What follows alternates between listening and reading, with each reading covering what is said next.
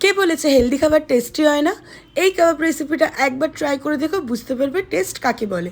প্রথমে নিয়ে নিলাম রাজমা, ওটাকে সিদ্ধ করে নেবো। তারপর নিয়ে নিলাম ছোলা, এটাকেও সিদ্ধ করে নেবো।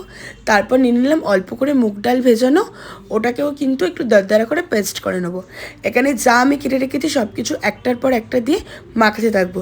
এখানে দেখতেই পাচ্ছ বিটরুট দিয়ে দিলাম, তারপর স্পিনাচ দিয়ে দিলাম, তারপর কিন্তু দিয়ে দিলাম ডালটা, তারপরে একটু আলু সিদ্ধ দিয়ে দিলাম টেস্টের জন্য।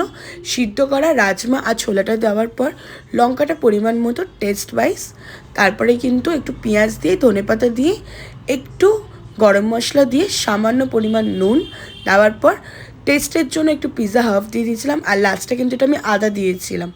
আর একটু 2 চামচ কিন্তু আমি নিয়ে নিয়েছিলাম ছাতু দিয়ে গোল করার পর একটু প্যানে আমি তেলটা ব্রাশ করে নিয়ে এগুলোকে বসিয়ে দিয়েছি।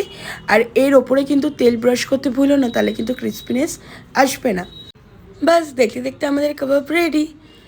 কাবাবের সাথে জাস্ট একটু টক দই আর একটু ইমলির চাটনি নিয়ে খেতে কিন্তু দারুণ।